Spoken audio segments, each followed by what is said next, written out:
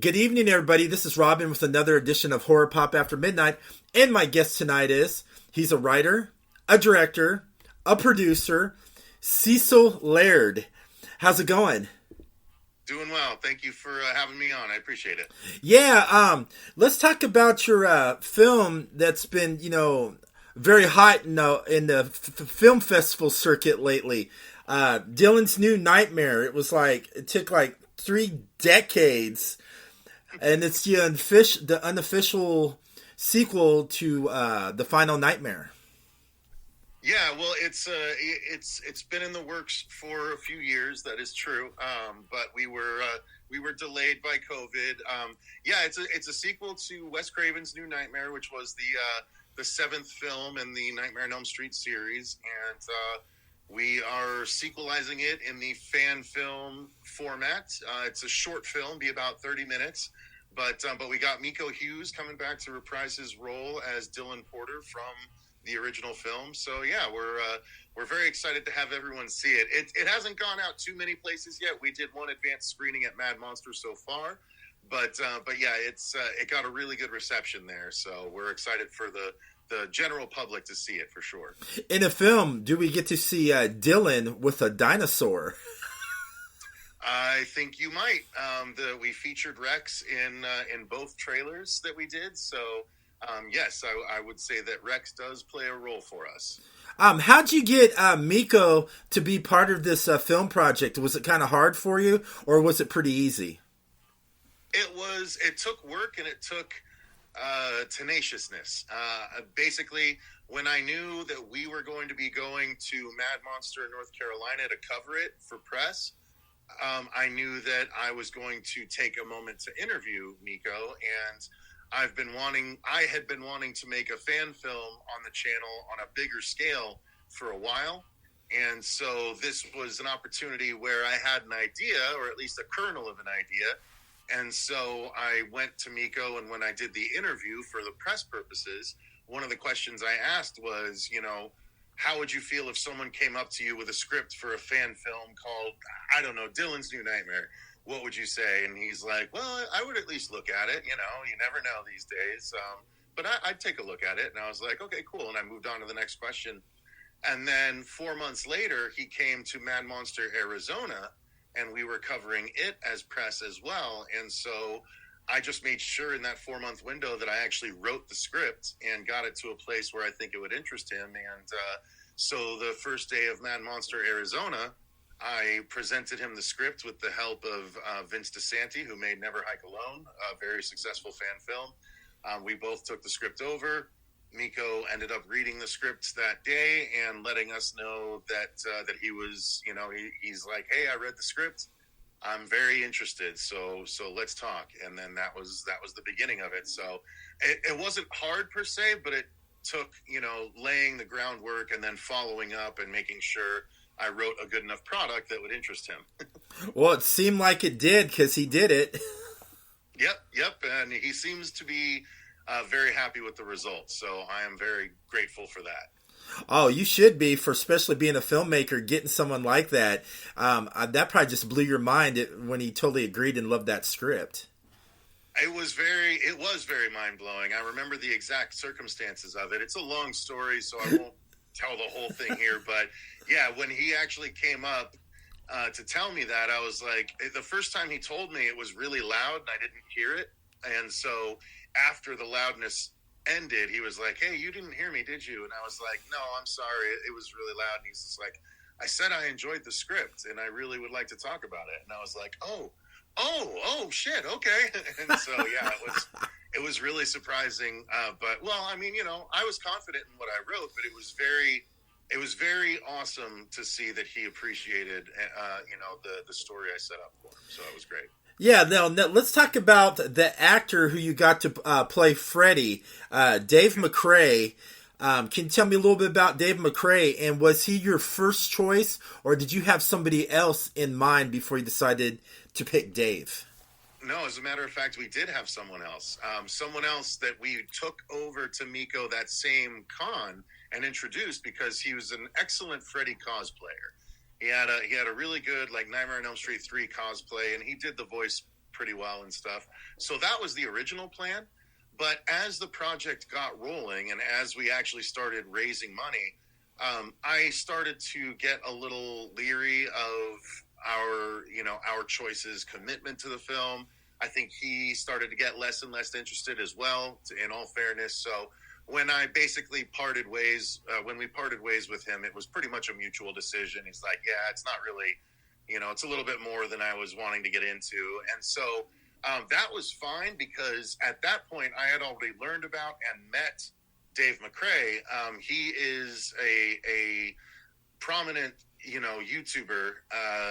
Specifically, a lot of people go to him for his Halloween content, but they go to him for a lot more than that nowadays. But he's been a professional voice actor for like 20 years or something like that. And so that's what he does primarily. But he does YouTube as well, and he does regular live streams, and he's very entertaining. He's like if a morning zoo radio host had a YouTube channel, that's Dave McCrae. But he's also very, very talented. He's got very intricate and well thought out opinions on film, and he in fact made a fan film himself called It's Me, Billy, which is a fan film sequel to Black Christmas from 1974. And that was widely regarded as one of, if not the best fan films in existence, because it looked so studio level. So it just happened to work out that he made that while we were waiting to make, Dylan's New Nightmare. But before he even made It's Me, Billy, I went on and did an interview with Dave. And one of the questions that I asked Dave, like I tend to subvert, like get things in a subverted way. Like with Miko, I slid that question in when I interviewed him. With Dave, I did an interview with Dave, and one of my last questions were, I'm going to test your voiceover capabilities, if that's okay. So I want to hear 3 different voices. I want to hear your version of this. I basically said, I want to hear your version of what Michael Myers would sound like. Yeah.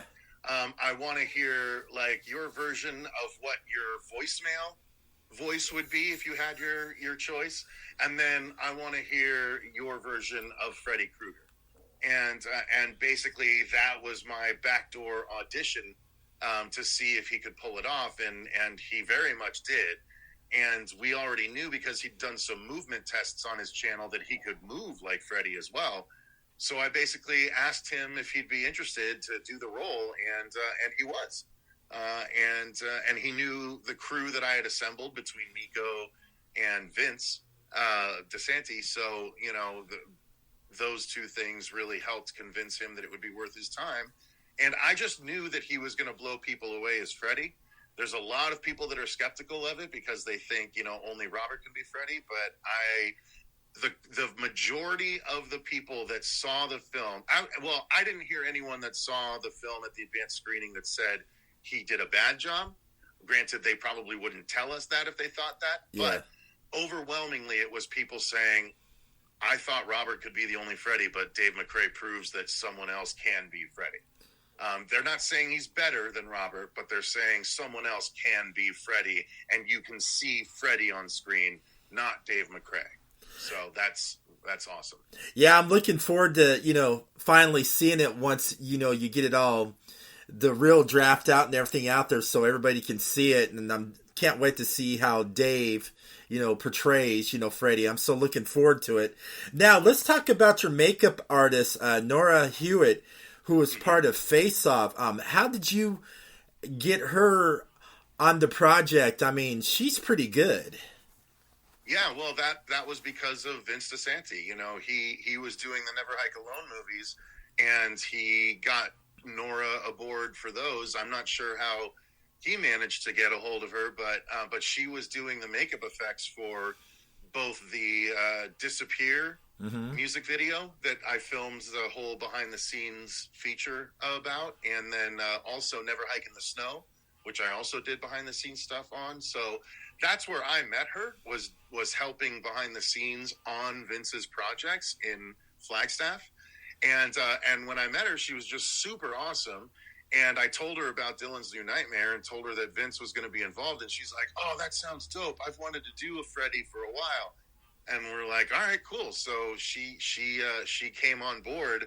and was like, just let me know when we're ready to go, and we'll do it up. And like, she's just really, really cool people, honestly. And she's super talented. Like you said, she was on Face Off. She won season 9 of Face Off. So, the talent is there. And she blew it out of the water with our Freddy makeup. She secured Mikey Rotella to do the actual sculpt of our Freddy. And then she, did the application and the painting and all that stuff. So they were definitely a dream team. Mikey Rotella, just so you know, for a frame of reference, he did work on Prey last year, the Predator movie. He also was the one that created the monster at the end of Smile. So he is a very, very talented visual, makeup effects artist, and he killed our Freddy sculpts. And then Nora killed the application. So we got very, very lucky by bringing them on. And also another important thing about doing a great, horror film is the music score. So who did you get on to do your music score? Because the music score can also be a character of the film for certain scenes too. Yeah, and let me say, the score is incredible. We secured Ryan Perez-Dapel, and he also did some of the Never Hike Alone material. So again, through Vince, we managed to get a fantastic composer, and he just really knocked it out of the park, so much so that I've already got a version of the score that's just the tracks with all the the movie stuff taken out, because I still play it, both myself and Robert, who's been helping a lot behind the scenes. We both have been listening to the score pretty much nonstop, because it's really good to listen to even outside of the movie. So we're very excited to release the vinyl, because one side of the vinyl is going to be the whole score. The other side of the vinyl are going to be 4 songs, 3 of which are featured in the film at various points, and one of which that was specifically featured at the advanced screening. It got a series of questions during the Q&A all on its own. So I think people are going to really love that music. We're going to drop the music video to that song probably within the next week. So yeah, let me know, and feel free to post it on my social media, and I'll share the fuck out of it. Awesome. Yeah, appreciate that. Yeah. So since you're a filmmaker, I got a question for you. All right, if you were going to make a horror film about your life, what would it be like, and how would you write it? Oh, man. A horror film about my life, I would say... The thing that's scariest to me right now is the fact that, I had a son about 2.5 years ago. And so he is, a big part of my life, along with his sister, who came as kind of a package deal, which I absolutely love. So if my horror film right now would probably be centered around something happening to them, and it would turn into one of those revenge horror movies, basically, John Wick, but multiplied by 100,000 and put in the arena of Saw. You know what I mean? Because if anything ever happened to either one of my kids, I would definitely seek revenge in the film. I would write it to definitely seek revenge and take it out in some of the most creatively gruesome ways that I possibly could, because there's nothing else that I wouldn't think to do anything else other than get back at the person that killed my children. So yeah, that would be the horror movie that would be the scariest if I were to write it right now about my life. So will it be kind of like a little Tarantino little style a little bit too? Yeah, you could say that. Yeah, give me the emotion and action of John Wick with the style of Quentin Tarantino. That's a good way to put it. Hey, I would watch it. Appreciate that. Yeah. On the show, you were also mentioned about another film you did, Never Hike Alone. I've never heard of that. I watch a lot of fan films of all genres. Can you tell me a little bit about that? Yeah. Well, that wasn't me. That was Vince's film. And he had made that And that was part of what inspired us to make our own fan film of a higher quality. Because Vince's fan film, Never Hike Alone, it's a Friday the 13th fan film. So he does his own version of Jason Voorhees that's got its own mask and his own name. He calls him Ghost Jason, and it's really fucking cool. Technically, our Freddy is Neo Freddy, but we just don't talk about him like that very often because there aren't that many Freddys out there right now. So Freddy is Freddy, but he made a film about Ghost Jason that I believe takes place technically after Jason goes to Manhattan. Okay. And it picks up after that point, and he has just done his own story where he brought back Tom Matthews, who was a character from Part 5, and then I think another part as well. But nonetheless, brings back Tom Matthews to fight Jason once again. And it was like a 50-minute found footage short film, and it did gangbusters, and it was really fucking awesome, and it just set a level. In fact, when I took the script to Miko, Vin was at Mad Monster talking about Never Hike Alone and selling Blu-rays, and he brought over a Blu-ray of Never Hike Alone so that Miko could see the quality of fan film we were going to be attempting, as opposed to just a couple dudes in the backyard with a video camera. You know what I mean?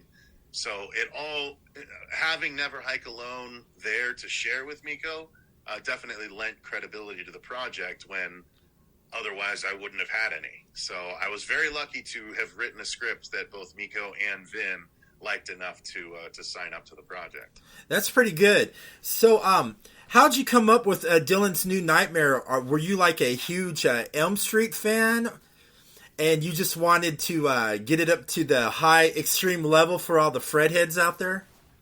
Yeah, well, Freddy and Chucky have always been my favorite slashers. And if I was going to do a fan film, I would want to do one of them. But Chucky, the amount of complications and extra cost of doing puppeteering and stuff, that just didn't appeal to me. But Freddy, I think I thought I could do a good job. And personally, the 7th movie, New Nightmare, is one of my favorites, if not my favorite, because it takes place in our reality, right? It brought back Heather Langenkamp, who played Nancy in Part 1 and 3, and but she played herself technically with a fictional son called Dylan and a fictional husband and all of that. But it technically took place in our reality, right? She goes on a talk show. She's surprised by Robert Englund in the Freddy makeup, and like it's a whole talk show thing, and it's Robert playing himself after that point, and it's just.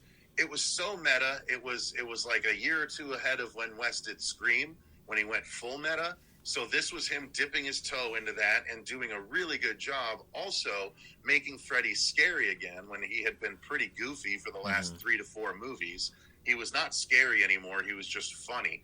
And Wes brought him back to being scary in New Nightmare. So that was the installment. It's also the only horror movie that my dad ever went with me to go watch. So Wes Cravens New Nightmare holds a special place in my heart, and so that was the one I wanted to sequelize. Also because I felt like that was the easiest story to do by bringing back someone who would still be, of an age that people would be interested in watching. You know what I mean? But yeah, that was the choice that I made, and I'm very glad I went that way because New Nightmare, low key, even though it wasn't received well when it came out in 1994 necessarily. It is low-key become a lot of people's favorite installment or top 3 installments of the Nightmare franchise, which that's great. It is. That's my favorite. That's in my top 3, right with the original and Dream Warriors. Those are my top 3. Yep, exactly. So that's the way I felt too. So I'm very happy to be sequelizing that. And if this first part does well enough, then we have a story to finish out the rest of the way. So I think people would really enjoy it if we get a chance to do that. Yeah, I hope it does. I hope it's getting good. I talked to a few people who were at that premiere, and they really enjoyed it. And, I have a feeling people are going to like this, and I hope you do many more sequels. I mean, that would be great. I mean, you can sign me up. So after you do your final cut of Dylan's Nightmare and show it around at different film festivals, will it be on Blu-ray? Yeah, well, you'll be able to contribute to the campaigns if you want to purchase the Blu-ray, or we can sell them at conventions technically, but we can't put them up for sale on like an Amazon or anything like that. You have to get them directly from us because technically the funds have to go directly to the production. We can't make money on this movie. So luckily, there's still a lot of costs yet to cover, so that's not a problem. We can sell Blu-rays for quite a while and still have it go towards the production. So we're good there, but that's why it would behoove people that want to make sure they get a Blu-ray to go to the Dylan's New Nightmare Finishing Funds campaign on Indiegogo and go ahead and just snag yourself one if you can. Because right now, if you do it, I don't know when you plan to release this, but if anyone contributes by August 20th, they can still get their name in the credits of the film. I'm definitely going to go on after the show. Send me the link. I'm definitely going to go on and I'm going to get the Blu-ray and all that. Heck yeah! Awesome. Heck yeah! I appreciate that. I love supporting indie filmmakers of all genre, especially horror. Horror and sci-fi and action is my heart and soul. But every time I see like an indie horror filmmaker doing an interesting film, I like to bring them on and share their story and get it out there so people can really enjoy your art. Because making a film, writing the script, and filming everything, that takes a lot of blood, sweat, and tears, and a lot of people don't realize that. Yeah, a lot of people don't. Like you said, a lot of people don't realize just exactly how much work goes into making a film, and also why, even though we raised, at this point, I think like $50,000 for the movie, a lot of that is going to Indiegogo and to cover perks and stuff. But even making a $30,000 film, people would think, oh man, I could make a whole movie for that. The problem is it would look like a $30,000 movie. We didn't want to do that. We wanted to make as professional a film as we could. Luckily, we've managed to raise enough to cover almost all of the costs at this point. There's still some yet to cover, which is why I would still welcome any further contributions. But I think that people are going to be happy with how the money was spent, and it's gonna look like it's way more expensive than what we ended up spending on it. So I think that's all people can ask for, and I think they'll be very happy with it. I think so too. One more question I'm going to ask you. When you're not filmmaking and doing all that great fun stuff, what does Cecil enjoy doing? Do you have like a geek passion or a hobby that really just gets you all wild? I mean, the horror show, really. I mean, my YouTube channel, we've been doing it since 2014. We do reviews, we do trailer reactions, we do horror comedy sketches, we do short films. Dylan's New Nightmare is just our biggest production yet. We did a film in 2016 called Sweet, which was a fan film of American Vampire, which is a comic book that was co-written by Stephen King, or co-created by Stephen King. And so doing stuff for the horror show has been my biggest passion outside of regular work life, and it just led to Dylan's New Nightmare because it's because of the horror show that we started covering Mad Monster, that we became the press for Mad Monster, that we then got a hold of Miko, that we were able to, it's only because of the horror show that I've been able to make Dylan's New Nightmare. So that is my passion. It's my way in, you know what I mean? I've been writing scripts and stories for a very long time. And so I'm ready with a bunch of scripts and some books and some kids' books. I've got it all ready. I just need to get my foot in the doorway. And I think Dylan's New Nightmare is going to be a business card that people won't be able to ignore. So, it's my passion is the horror show, and it's led to Dylan's New Nightmare, which will hopefully lead to my ultimate goal of filmmaking. That's awesome. And speaking of American Vampire, I've read American Vampire from Vertigo Comics, like 1972, the original. And I love the writer on the comic. I mean, he just Scott Snyder is amazing. Yeah, Scott Snyder's awesome. Anything he does is golden. Even his Swamp Thing run was pretty phenomenal. And I'm a huge Batman fan. I loved his Batman run too. His Batman run was kick-ass, and he's done a lot of other cool things too, like a lot of cool independent books that are very, very worth your time. including I think he's doing Noctera right now, which that's a fun book. Yeah, exactly. If you like Mad Max set during the nighttime with crazy creatures, check out Noctera. Yeah, I would like to see some more American vampire fan films. I want to see more of that. I want to see the 1970s version where he's in the 70s. I want to see a 70s style gothic bloody type of. Well, that was our goal. So the first one does take place in the Old West during the first story arc.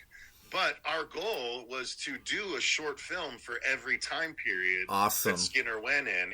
And my co-host on the horror show, Jaime and Fuego, is the one that played Skinner. Oh, nice. So we can literally do that if we want. It's just a matter of people wanting more of what we created.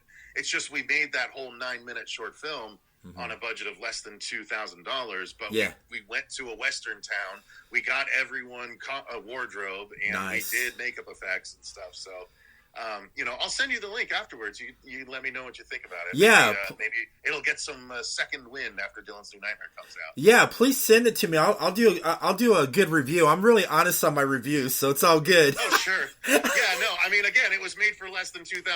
Yeah. So keep that in mind. I mean, yeah, I'll tell you another fan film you need to check out. It's from my friend Johnny Carzell.